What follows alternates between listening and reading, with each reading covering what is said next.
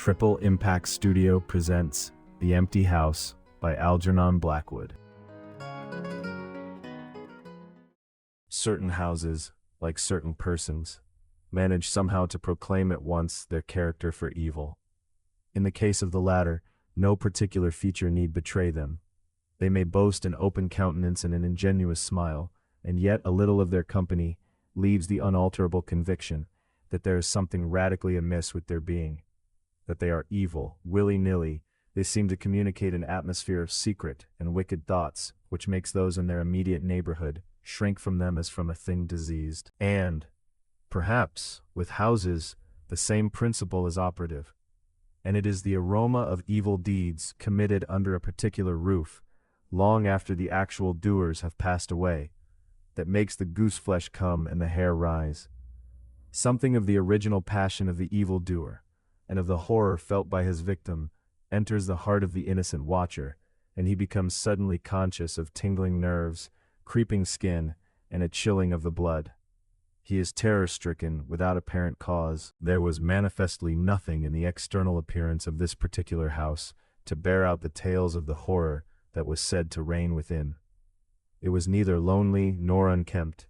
It stood crowded into a corner of the square, and looked exactly like the houses on either side of it. It had the same number of windows as its neighbors, the same balcony overlooking the gardens, the same white steps leading up to the heavy black front door, and, in the rear, there was the same narrow strip of green, with neat box borders, running up to the wall that divided it from the backs of the adjoining houses. Apparently, too, the number of chimney pots on the roof was the same, the breadth and angle of the eaves, and even the height of the dirty area railings. And yet this house in the square, that seemed precisely similar to its 50 ugly neighbors, was as a matter of fact entirely different. Horribly different. Wherein lay this marked invisible difference is impossible to say.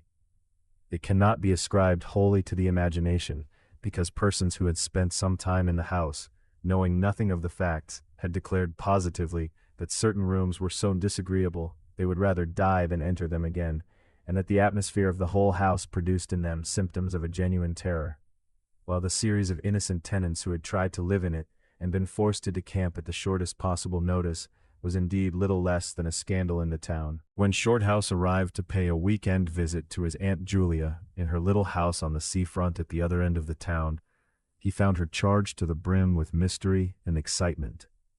He had only received her telegram that morning, and he had come anticipating boredom.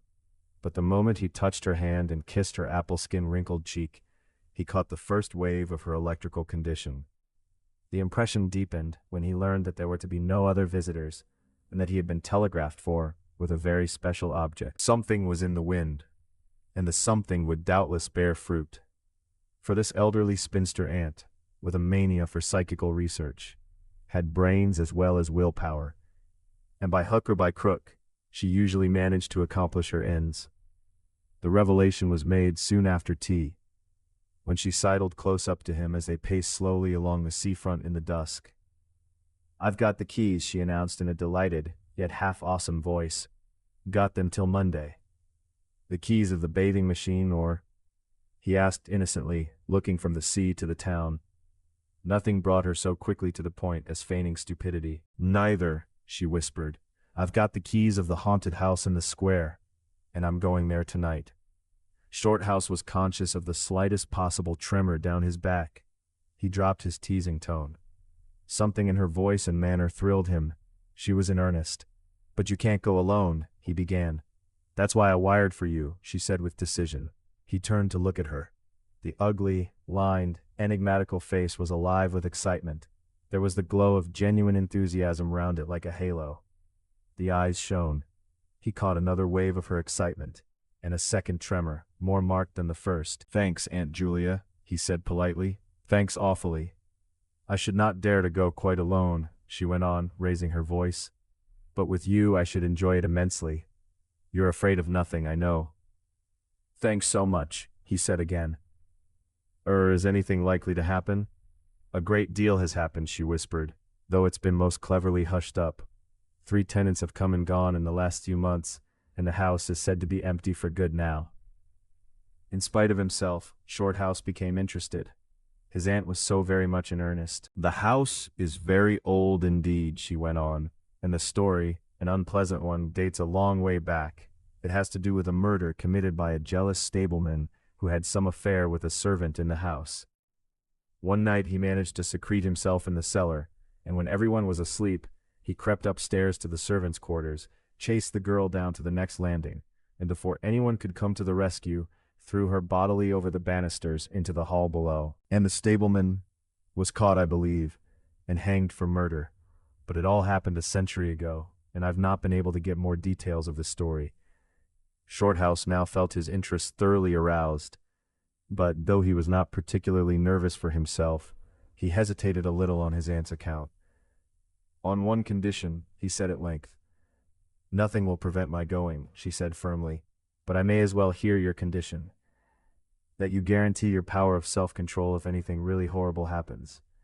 I mean that you are sure you won't get too frightened." "Jim," she said scornfully, "I'm not young, I know, nor are my nerves, but with you I should be afraid of nothing in the world."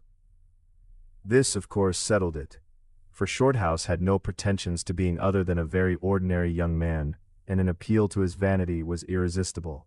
He agreed to go. Instinctively, by a sort of subconscious preparation, he kept himself and his forces well in hand the whole evening, compelling an accumulative reserve of control by that nameless inward process of gradually putting all the emotions away and turning the key upon them, a process difficult to describe, but wonderfully effective, as all men who have lived through severe trials of the inner man well understand. Later, it stood him in good stead. But it was not until 10:30 when they stood in the hall, well in the glare of friendly lamps and still surrounded by comforting human influences, that he had to make the first call upon this store of collected strength. For, once the door was closed and he saw the deserted, silent street stretching away white in the moonlight before them, it came to him clearly that the real test that night would be in dealing with two fears instead of one. He would have to carry his aunt's fear as well as his own, and as he glanced down at her sphinx-like countenance, and realized that it might assume no pleasant aspect in a rush of real terror, he felt satisfied with only one thing in the whole adventure, that he had confidence in his own will and power to stand against any shock that might come. Slowly they walked along the empty streets of the town. A bright autumn moon silvered the roofs, casting deep shadows. There was no breath of wind, and the trees in the formal gardens by the seafront watched them silently as they passed along. To his aunt's occasional remarks, Shorthouse made no reply, realizing that she was simply surrounding herself with mental buffers, saying ordinary things to prevent herself thinking of extraordinary things. Few windows showed lights, and from scarcely a single chimney came smoke or sparks. Shorthouse had already begun to notice everything, even the smallest details. Presently they stopped at the street corner and looked up at the name on the side of the house full in the moonlight, and with one accord, but without remark, turned into the square and crossed over to the side of it that lay in shadow. "The number of the house is 13, whispered a voice at his side, and neither of them made the obvious reference, but passed across the broad sheet of moonlight and began to march up the pavement in silence. It was about halfway up the square that Shorthouse felt an arm slipped quietly, but significantly, into his own, and knew then that their adventure had begun in earnest, and that his companion was already yielding imperceptibly to the influences against them. She needed support.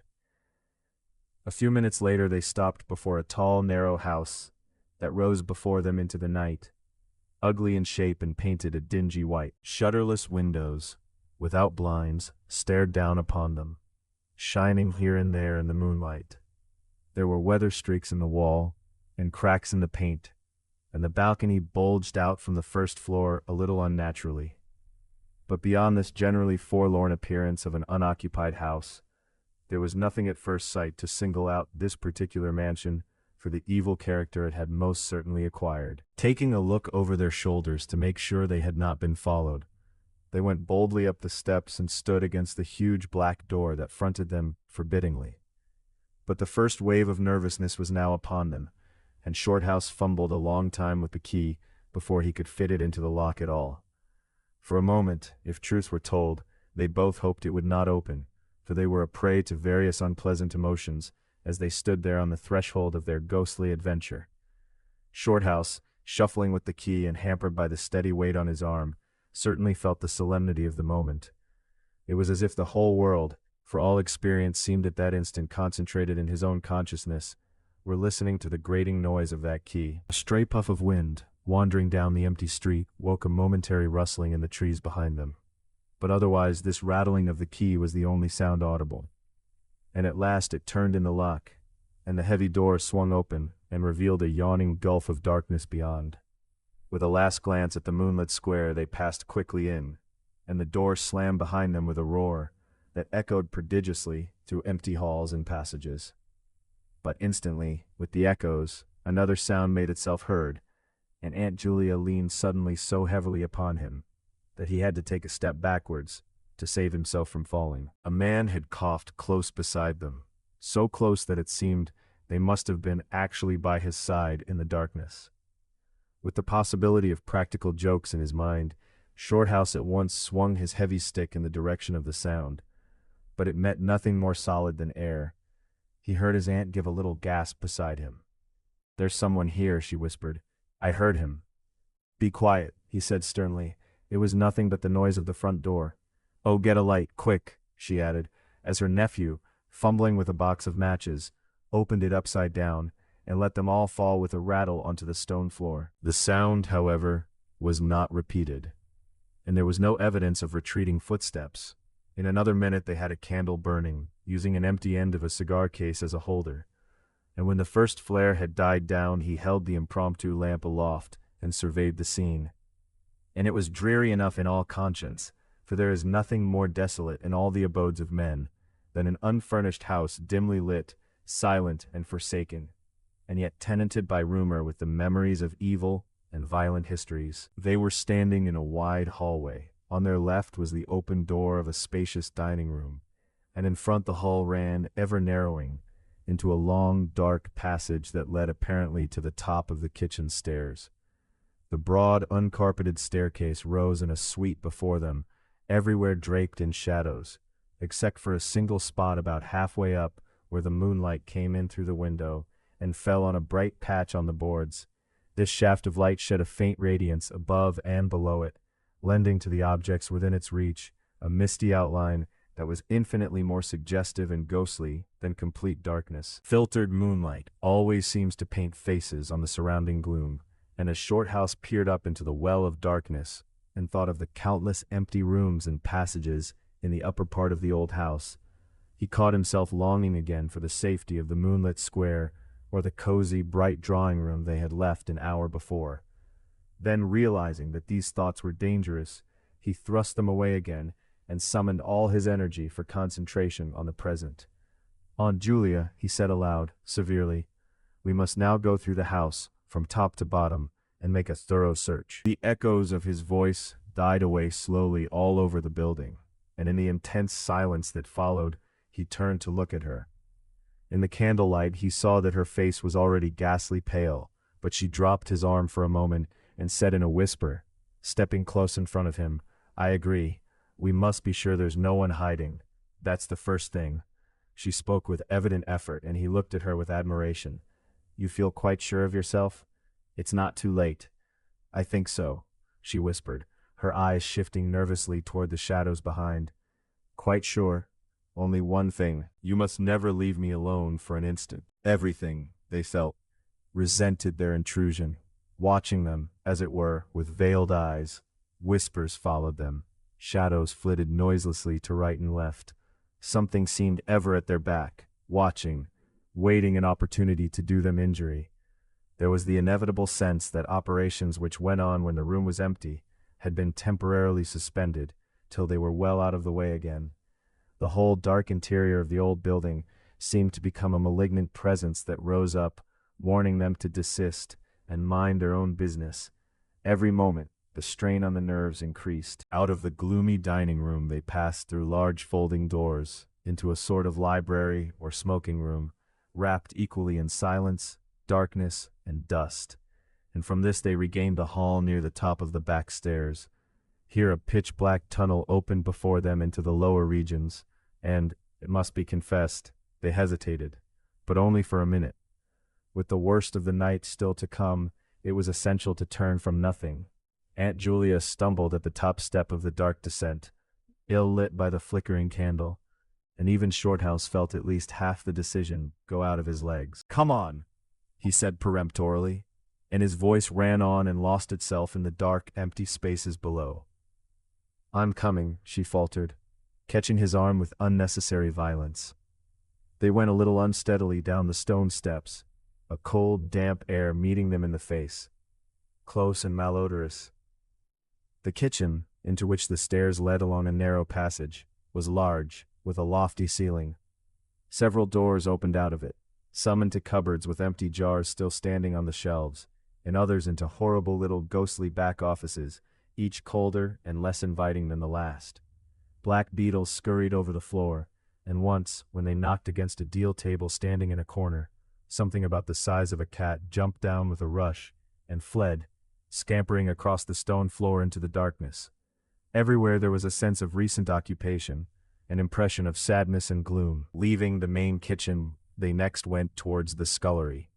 The door was standing ajar, and as they pushed it open to its full extent, Aunt Julia uttered a piercing scream, which she instantly tried to stifle by placing her hand over her mouth. For a second Shorthouse stood stock still, catching his breath. He felt as if his spine had suddenly become hollow, and someone had filled it with particles of ice. Facing them, directly in their way between the doorposts, stood the figure of a woman.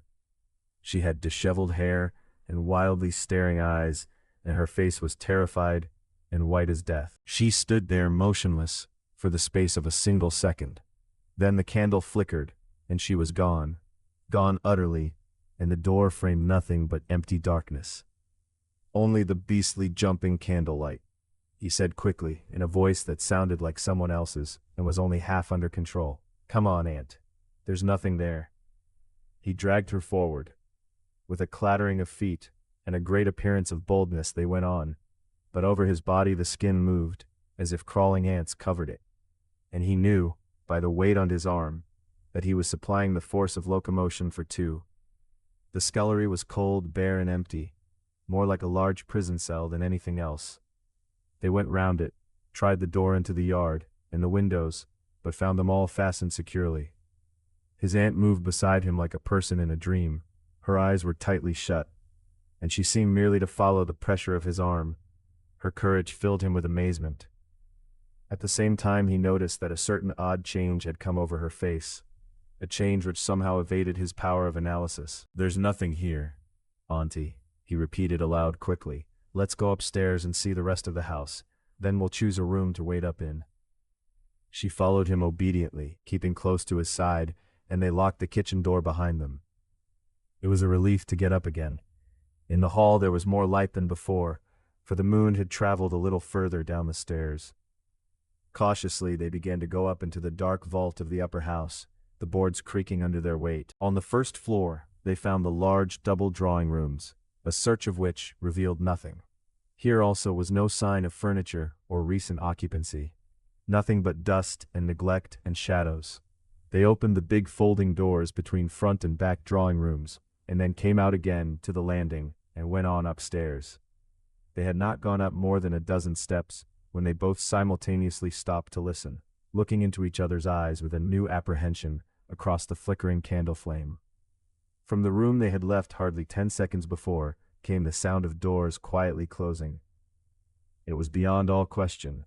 They heard the booming noise that accompanies the shutting of heavy doors, followed by the sharp catching of the latch. "We must go back and see," said Shorthouse briefly, in a low tone, and turning to go downstairs again.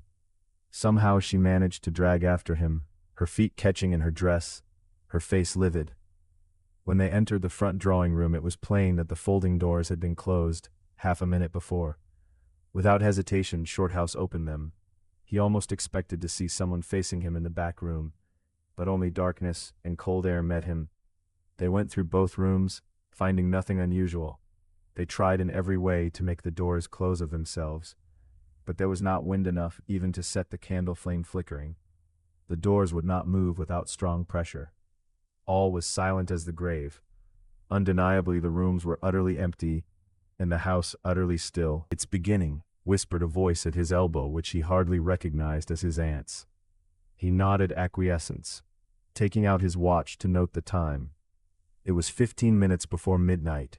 He made the entry of exactly what had occurred in his notebook, setting the candle in its case upon the floor in order to do so. It took a moment or two to balance it safely against the wall. Aunt Julia always declared that at this moment she was not actually watching him, but had turned her head towards the inner room, where she fancied she heard something moving.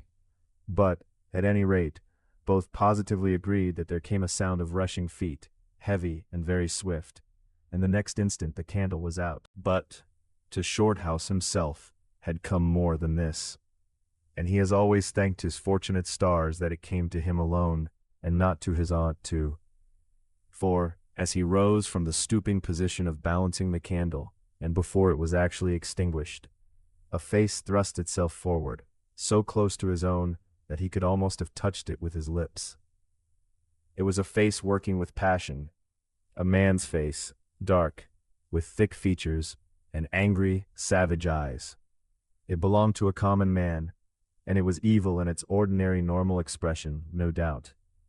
But as he saw it, alive with intense aggressive emotion, it was a malignant and terrible human countenance. There was no movement of the air, nothing but the sound of rushing feet, stockinged or muffled feet, the apparition of the face, and the almost simultaneous extinguishing of the candle.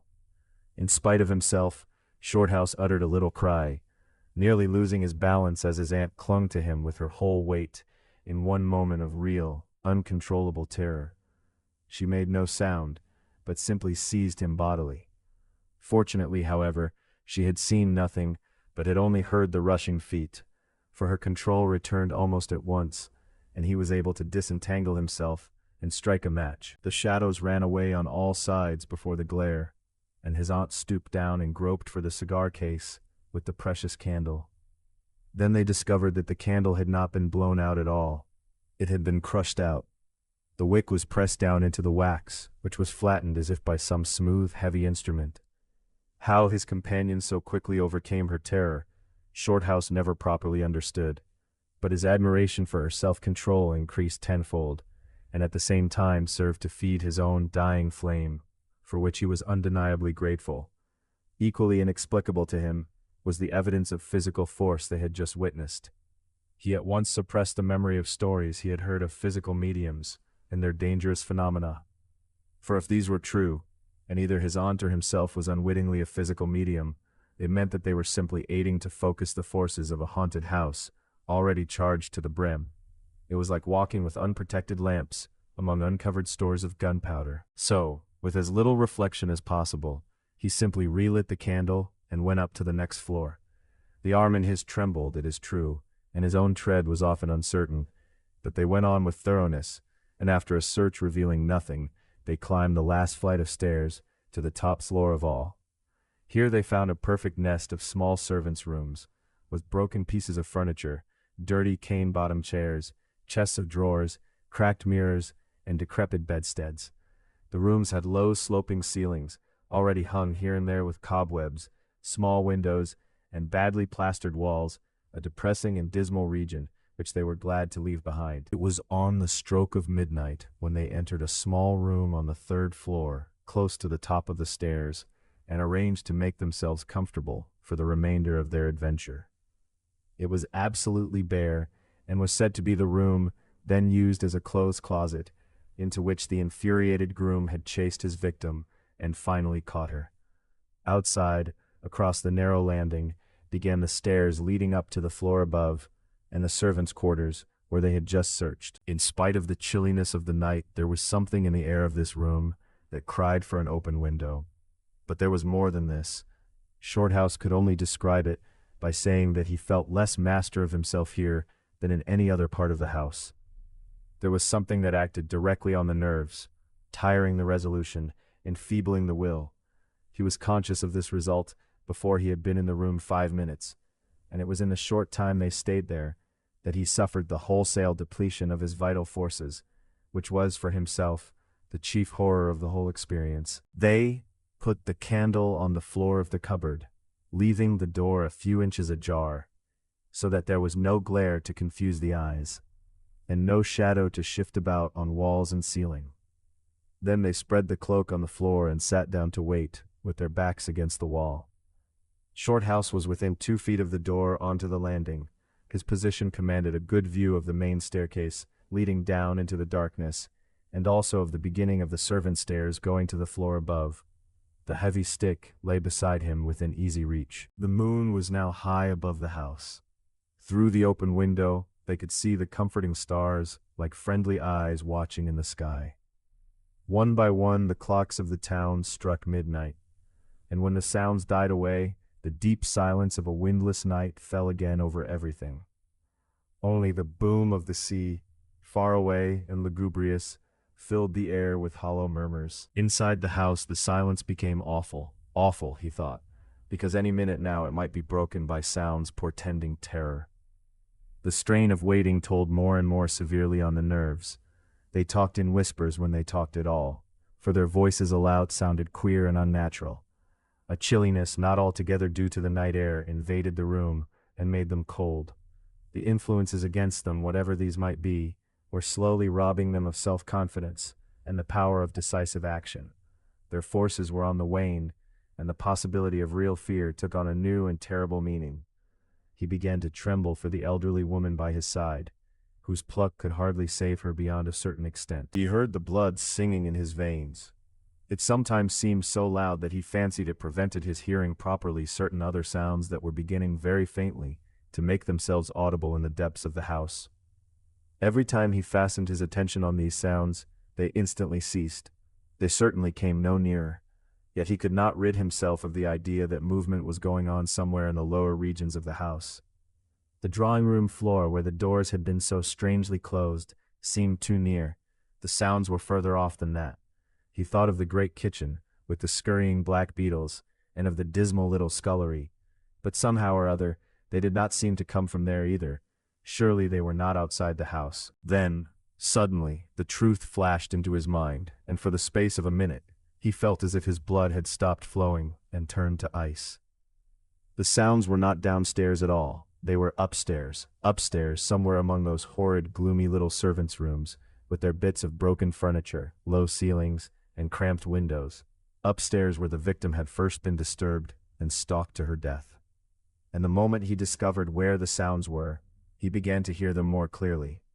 It was the sound of feet, moving stealthily along the passage overhead, in and out among the rooms, and past the furniture. He turned quickly to steal a glance at the motionless figure seated beside him, to note whether she had shared his discovery. The faint candlelight coming through the crack in the cupboard door threw her strongly marked face into vivid relief against the white of the wall. But it was something else that made him catch his breath and stare again.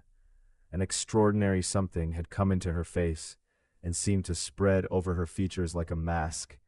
It smoothed out the deep lines and drew the skin everywhere a little tighter so that the wrinkles disappeared. It brought into the face, with the sole exception of the old eyes, an appearance of youth and almost of childhood. He stared in speechless amazement that was dangerously near to horror. It was his aunt's face indeed, but it was her face of 40 years ago, the vacant, innocent face of a girl. He had heard stories of that strange effect of terror which could wipe a human countenance clean of other emotions, obliterating all previous expressions. But he had never realized that it could be literally true, or could mean anything so simply horrible as what he now saw. For the dreadful signature of overmastering fear was written plainly in that utter vacancy of the girlish face beside him, and when, feeling his intense gaze, she turned to look at him, he instinctively closed his eyes tightly to shut out the sight. Yet when he turned a minute later, his feelings well in hand, he saw to his intense relief another expression. His aunt was smiling, and though the face was deathly white, the awful veil had lifted, and the normal look was returning. "Anything wrong?" was all he could think of to say at the moment, and the answer was eloquent, coming from such a woman. "I feel cold and a little frightened," she whispered. He offered to close the window, but she seized hold of him and begged him not to leave her side, even for an instant. "It's upstairs." "I know," she whispered, with an odd half-laugh, "but I can't possibly go up." But Shorthouse thought otherwise, knowing that in action lay their best hope of self-control. He took the brandy flask and poured out a glass of neat spirit, stiff enough to help anybody over anything. She swallowed it with a little shiver. His only idea now was to get out of the house before her collapse became inevitable. But this could not safely be done by turning tail and running from the enemy. Inaction was no longer possible. Every minute, he was growing less master of himself, and desperate, aggressive measures were imperative without further delay. Moreover, the action must be taken towards the enemy, not away from it. The climax, if necessary and unavoidable, would have to be faced boldly. He could do it now, but in 10 minutes he might not have the force left to act for himself, much less for both. Upstairs, the sounds were meanwhile becoming louder and closer, accompanied by occasional creaking of the boards. Someone was moving stealthily about, stumbling now and then awkwardly against the furniture. Waiting a few moments to allow the tremendous dose of spirits to produce its effect, and knowing this would last but a short time under the circumstances, Shorthouse then quietly got on his feet, saying in a determined voice, "Now, Aunt Julia, we'll go upstairs and find out what all this noise is about. You must come too." He picked up his stick and went to the cupboard for the candle. A limp form rose shakily beside him, breathing hard, and he heard a voice say, very faintly, something about being ready to come. The woman's courage amazed him. It was so much greater than his own, and as they advanced, holding aloft the dripping candle, some subtle force exhaled from this trembling, white-faced old woman at his side that was the true source of his inspiration. It held something really great that shamed him and gave him the support without which he would have proved far less equal to the occasion. They crossed the dark landing, avoiding with their eyes the deep black space over the banisters. Then they began to mount the narrow staircase to meet the sounds which, minute by minute, grew louder and nearer. About halfway up the stairs, Aunt Julia stumbled, and Shorthouse turned to catch her by the arm, and just at that moment, there came a terrific crash in the servants' corridor overhead. It was instantly followed by a shrill, agonized scream that was a cry of terror and a cry for help melted into one. Before they could move aside or go down a single step, someone came rushing along the passage overhead, blundering horribly, racing madly, at full speed, 3 steps at a time, down the very staircase where they stood. The steps were light and uncertain, but close behind them sounded the heavier tread of another person, and the staircase seemed to shake. Shorthouse and his companion just had time to flatten themselves against the wall when the jumble of flying steps was upon them, and 2 persons, with the slightest possible interval between them, dashed past at full speed. It was a perfect whirlwind of sound, breaking in upon the midnight silence of the empty building. The 2 runners, pursuer and pursued, had passed clean through them where they stood, and already with a thud the boards below had received first one, then the other. Yet they had seen absolutely nothing, not a hand or arm or face, or even a shred of flying clothing. There came a second's pause. Then the first one, the lighter of the 2, obviously the pursued one, ran with uncertain footsteps into the little room which Shorthouse and his aunt had just left. The heavier one followed. There was a sound of scuffling, gasping, and smothered screaming, and then out onto the landing came the step of a single person treading weightily. A dead silence followed for the space of half a minute, and then was heard a rushing sound through the air. It was followed by a dull, crashing thud in the depths of the house below, on the stone floor of the hall. Utter silence reigned after. Nothing moved. The flame of the candle was steady. It had been steady the whole time, and the air had been undisturbed by any movement whatsoever. Palsied with terror, Aunt Julia, without waiting for her companion, began fumbling her way downstairs. She was crying gently to herself, and when Shorthouse put his arm round her and half carried her, he felt that she was trembling like a leaf. He went into the little room and picked up the cloak from the floor, and arm in arm, walking very slowly, without speaking a word or looking once behind them, they marched down the 3 flights into the hall. In the hall, they saw nothing, but the whole way down the stairs they were conscious that someone followed them, step by step. When they went faster, it was left behind, and when they went more slowly, it caught them up. But never once did they look behind to see. And at each turning of the staircase, they lowered their eyes for fear of the following horror they might see upon the stairs above.